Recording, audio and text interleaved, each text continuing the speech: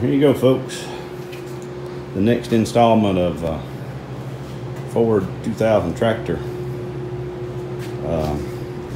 I had the clutch replaced back earlier this spring, and then I started having trouble getting trash in my fuel lines, and I couldn't understand why. I mean, I replaced my filter, and my sediment bowl had a little bit of stuff in it, not much, and I couldn't understand what was going on. So I finally come over here. Now this is where the gas tank was. Finally come over here and took my fuel line loose and unscrewed the pit cock cutoff valve, whatever you call it, and that thing was just full of rust.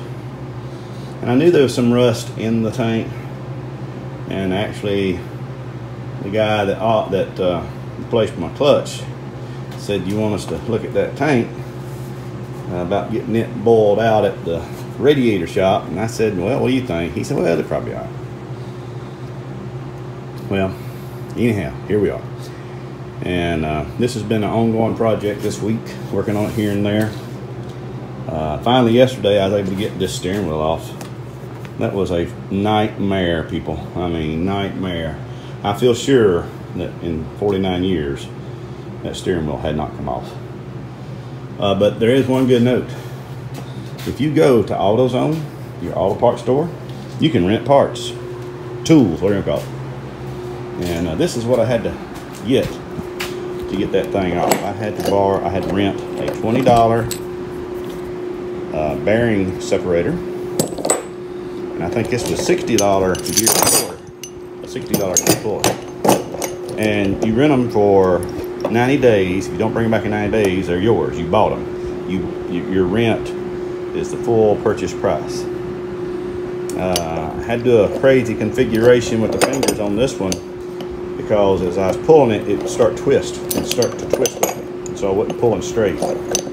So I finally figured out that if I put one finger on the opposite side, that way it couldn't pull this way, I kept it straight, thereby putting more pressure, downward pressure. I also had to come over here and put, I don't know if that'll focus or not. I had to put a little divot. It's not want to focus. There we go.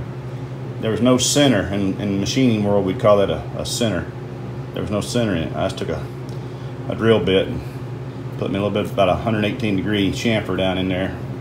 That way the point on the puller,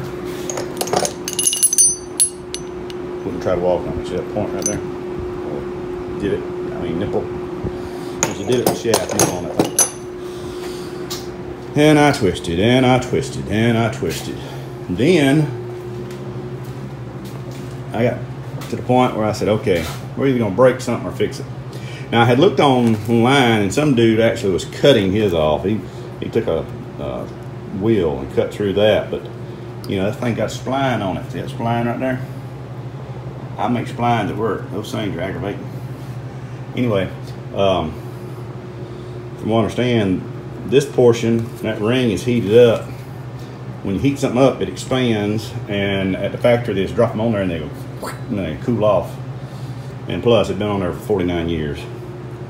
So there's that. But, yeah, when that thing come off of there, I bet you the puller went three foot up in the air, and the steering wheel come completely off and fell down. There was a lot of kinetic energy in there. I'm glad I wasn't looking over it when that happened. That would have been bad.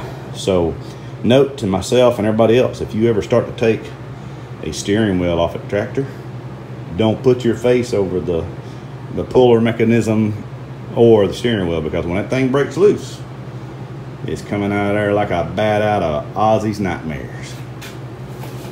So there you have it. That's where we're at right now. I have taken the gas tank itself, fuel tank. It's a gas tank, not fuel. It's not diesel, it's gas. Oh Lord, and look at all this stuff. I've taken pictures for the light switch, the ignition switch, and then all that stuff there for the instrument panel. I don't know if I'll ever get all the stuff back together.